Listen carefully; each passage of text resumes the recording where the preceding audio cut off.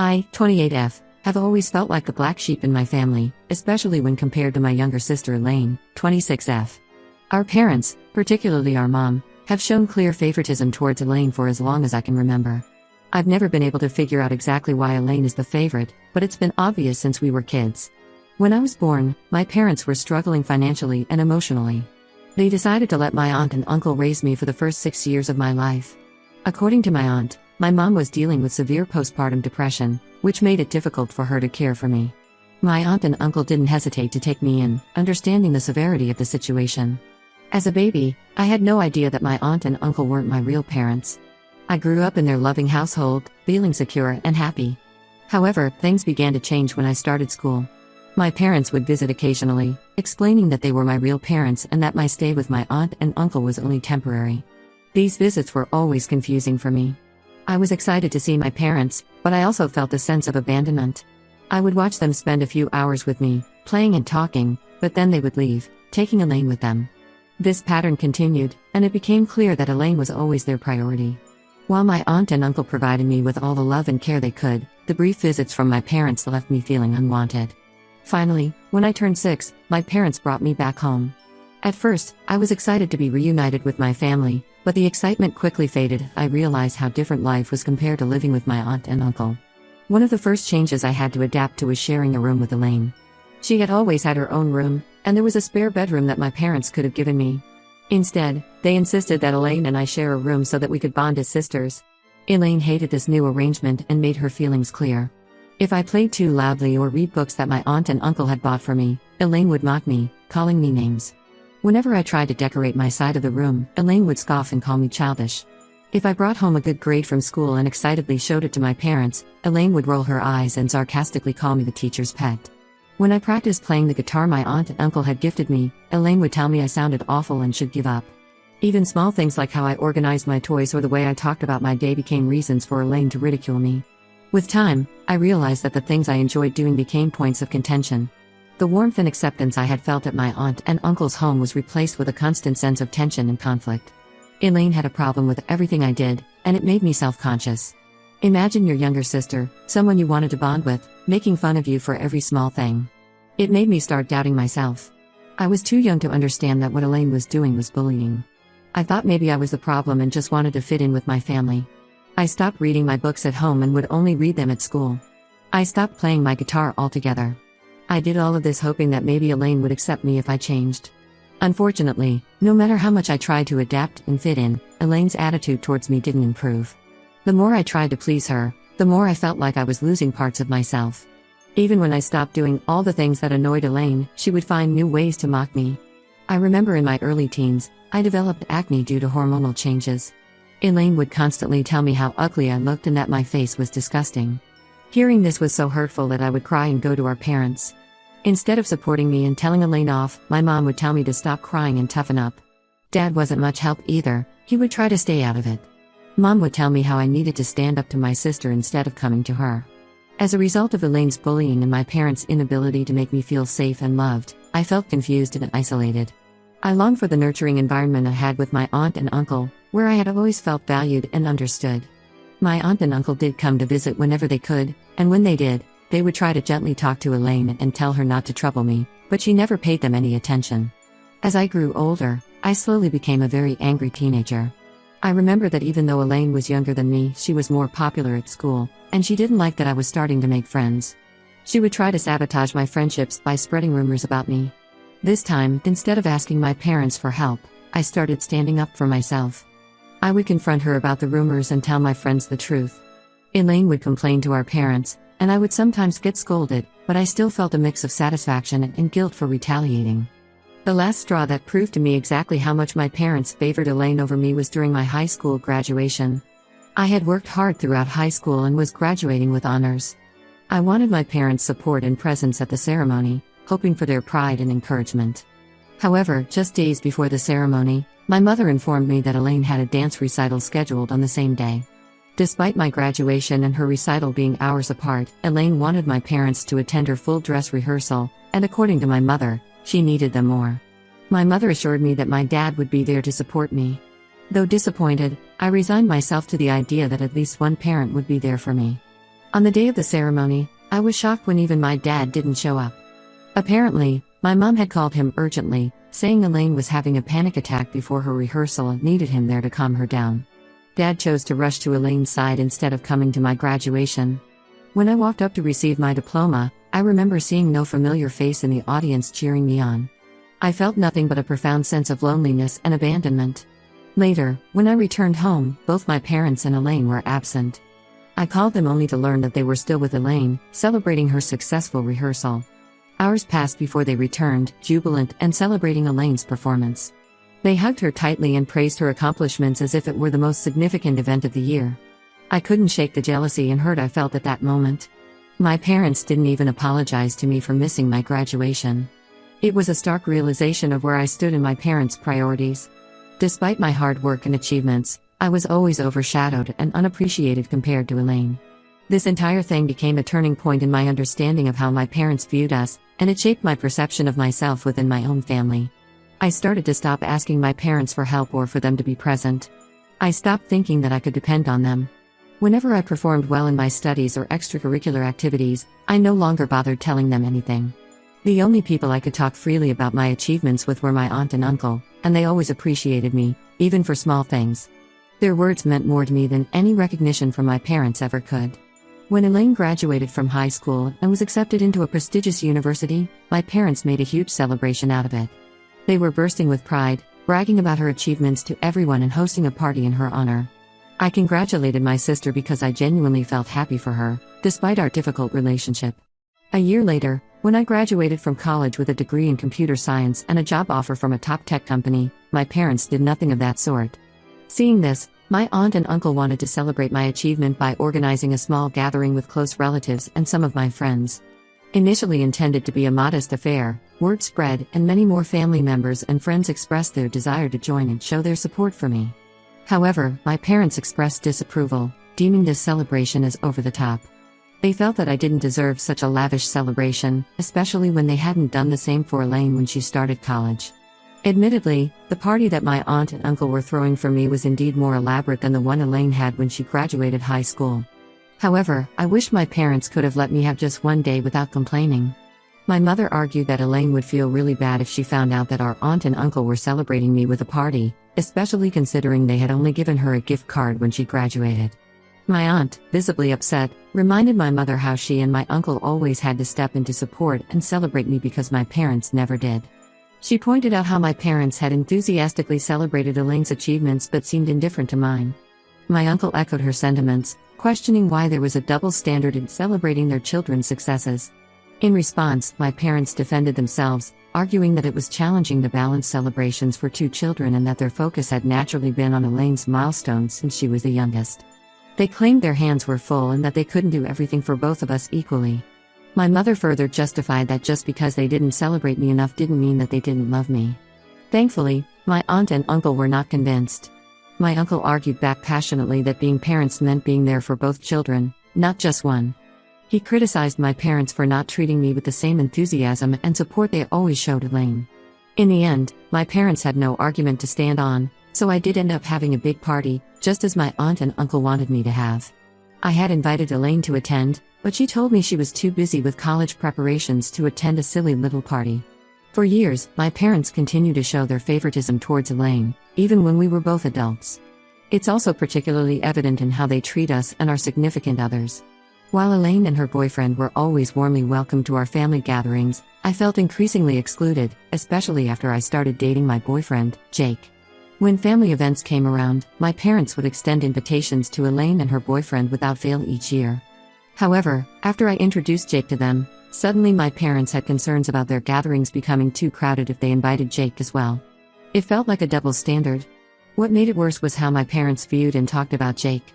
Despite his impressive academic achievements and successful career as a software engineer, they would find reasons to criticize him. Meanwhile, Elaine's boyfriend, who had dropped out of college and was still trying to figure out his career path, was never questioned or judged in the same way. My mother's comments were particularly hurtful. She once openly expressed to me how she would have preferred me finding a more family-oriented guy instead of someone like Jake, who was so career-driven. She even suggested that Jake would not be a good father to my future children. Despite her remarks, I continued my relationship because I believed in Jake and our future together. I even started declining invitations to family dinners and annual holiday events to avoid giving my parents any reason to criticize Jake. I don't believe my absence had much of an impact on them. Now, coming to the main reason why I'm posting on Reddit today. 6 months ago, Jake proposed to me, and I said yes. I had no doubts in my mind that he was the one for me. This man has given me so much love and support over the years, I can't even imagine my life without him. When I informed my parents about the engagement out of courtesy, wanting them to hear the news from me rather than from someone else, I was met with mixed reactions. My dad seemed genuinely happy for me and congratulated me, while my mom remained silent. Later, my mother texted me to express her disappointment. She said she was disappointed that I had not listened to her and had gone ahead with the engagement to Jake. She claimed that as a woman, she knew other women better and felt Jake would not be a good fit for our family. I was taken aback and told her to stop, as I was tired of her constantly bringing down my relationship. I asked her if she had any legitimate reason for her dislike of Jake or if it was just unfounded prejudice. This is when my mom retorted, saying that Jake constantly challenged her opinions, unlike Elaine's boyfriend. This statement left me speechless. It was true that Jake isn't someone who lets other people walk all over him. In the past, whenever my mother had tried to subtly mock his career choice or his views, Jake has never let it slide. This is one of the things I admire about Jake, he stands up for himself. He's aware of our family's history, and unlike me, he doesn't hesitate to assert himself with my mother. However, Jake has never been outright disrespectful, his responses are typically polite but firm. It was clear to me then that my mother's issue with Jake was not based on any real behavior or character flaw, but rather on her discomfort with someone who wouldn't simply agree with everything she said. I told my mother that I didn't feel what Jake did was wrong in any way and that I wished I was more assertive like him. My mother retorted that Jake was a bad influence and that he was changing me too much. I paid little attention to my mother's criticisms and continued enthusiastically planning my wedding with Jake. 2 months ago, I sent out wedding invitations to everyone, including Elaine. Despite not receiving any congratulations from Elaine after the engagement, I still harbored no ill feelings and extended an invitation to her for the wedding. To my surprise, Elaine declined the invitation without any explanation, which disappointed me somewhat. But what truly caught me off guard was when my dad called to inform me that while he would be attending, my mom had decided not to come. I knew my mom had reservations about Jake, but I had hoped that for the sake of our family and my special day, she would set aside those differences and join us. I was taken aback and asked why. My dad explained that Elaine had apparently planned a surprise birthday party for her boyfriend on the very same day, which my mom was going to attend instead of my wedding. This revelation was weird since I knew that Elaine's boyfriend's birthday was months away from my wedding date. I couldn't understand why they would hold a party on the exact same day as my wedding. Instead of confronting my mom first, I decided to reach out to Elaine directly to clarify things.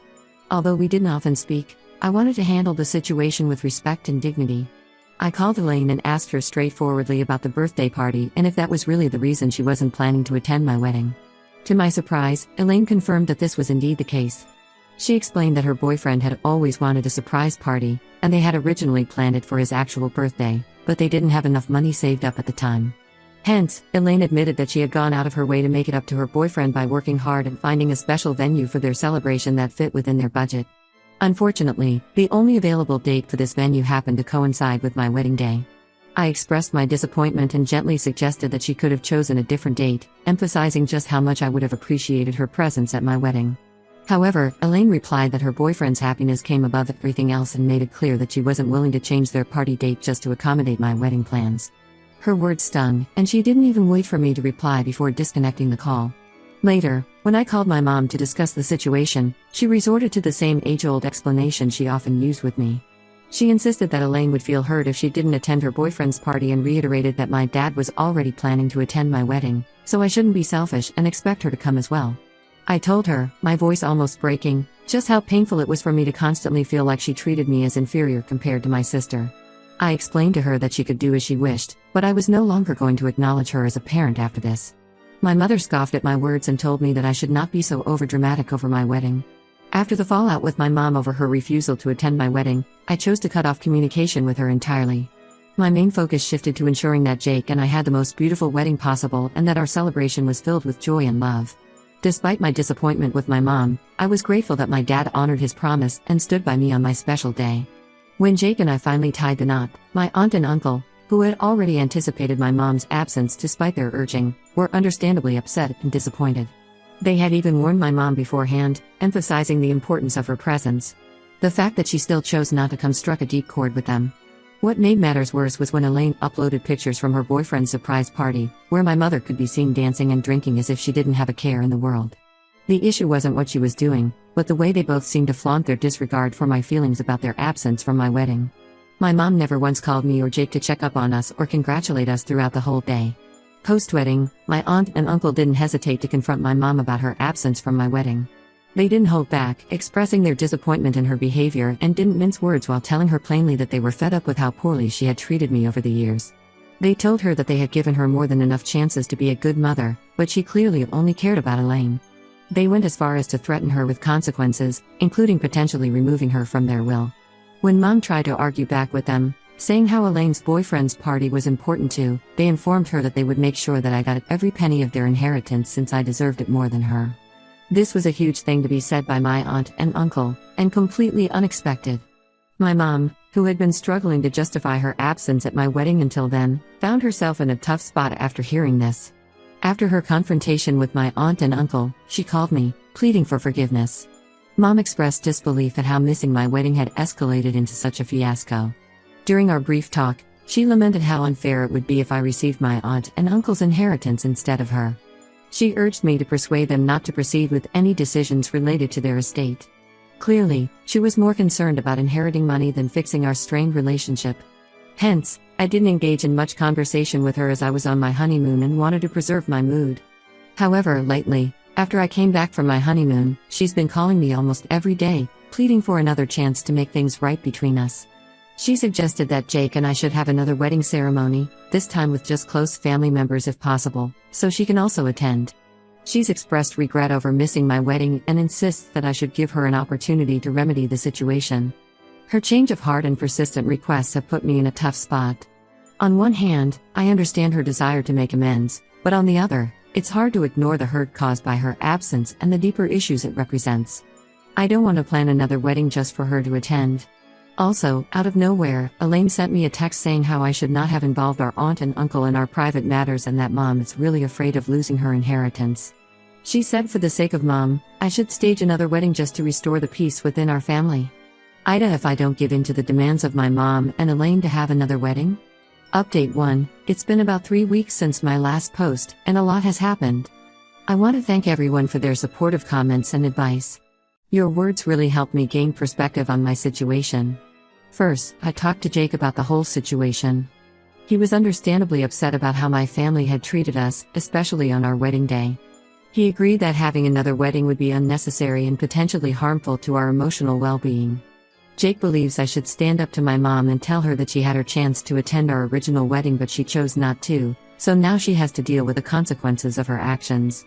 I decided to take Jake's advice and the advice of many commenters. I called my mom and had a long, honest conversation with her. I told her that I appreciated her apology, but I wasn't willing to have another wedding ceremony just to appease her. I explained that her absence at my wedding was just the tip of the iceberg, it was a culmination of years of favoritism and neglect. My mom tried to defend herself, saying she always loved me but found it difficult to connect with me after I lived with my aunt and uncle for so long. She claimed that she felt like she didn't know how to be a mother to me and that's why she gravitated towards Elaine. I told her that while I could understand her struggle, it didn't excuse her behavior over the years. I also addressed the inheritance issue. I made it clear that I had no intention of influencing my aunt and uncle's decision about their will. I told her that their choice was their own, and if she wanted to change their minds, she needed to speak to them directly and work on repairing her relationship with them. The conversation ended with my mom in tears, begging me to reconsider. I stood my ground and told her that while I was open to working on our relationship in the future, I needed time and space to heal. I also made it clear that any reconciliation would need to include acknowledgement of past hurts and a genuine effort to change. After my conversation with my mom, I received an unexpected call from Elaine. To my surprise, she wanted to meet up and talk. Curious about what she had to say, I agreed to meet her at a local cafe. When we met, Elaine seemed nervous and uncomfortable. She started by apologizing for missing my wedding and for her behavior over the years. She admitted that she had always been jealous of the close relationship I had with our aunt and uncle, and that she felt like she had to compete for our parents' attention. Elaine then dropped a bombshell. She revealed that she and her boyfriend had broken up shortly after his surprise party. Apparently, the stress of planning the party and the guilt of missing my wedding had put a strain on their relationship. She confessed that she regretted prioritizing the party over my wedding and that she wished she could turn back time. I was shocked by Elaine's confession and honesty. For the first time in years, I saw vulnerability in my sister. We ended up talking for hours, sharing our perspectives on our childhood and our relationship with our parents. Elaine admitted that she had often felt pressured by our mom to be perfect and that she resented me for seemingly having an escape with our aunt and uncle. While this conversation didn't erase years of hurt, it felt like a step in the right direction. Elaine and I agreed to work on our relationship and to be more open and honest with each other in the future. However, just as things seemed to be looking up with Elaine, I received some troubling news from my aunt and uncle. They called to inform me that my mom had shown up at their house, demanding to know why they were planning to leave their inheritance to me. Apparently, she had accused them of trying to buy my love and loyalty with money. My aunt and uncle were upset by my mom's behavior and accusations. They reassured me that their decision about their will was based on their love for me and their disapproval of how my parents had treated me over the years. They also mentioned that my mom had threatened to contest the will if they went through with their plan. This situation has created a new layer of tension in the family. I feel guilty that my aunt and uncle are facing such stress because of me, even though I know it's not really my fault. I'm also worried about how this might affect my budding reconciliation with Elaine. Jake has been incredibly supportive throughout all of this. He suggested that we take a short trip away to clear our heads and get some perspective on the situation. I'm considering taking him up on this offer. I'm at a loss for what to do next. Should I try to mediate between my mom and my aunt and uncle? Should I stay out of it entirely? How do I navigate my new relationship with Elaine in light of all this drama? Any advice would be greatly appreciated. Update 2. It's been about 2 months since my last update, and the situation has taken some unexpected turns. I want to thank everyone again for their support and advice. Your insights have been invaluable during this challenging time. After much consideration, Jake and I decided to take that short trip he suggested. We spent a week at a quiet beach resort, away from all the family drama. It was exactly what we needed: time to relax, reconnect, and gain some perspective on everything that had happened. During our trip, I received a call from my dad.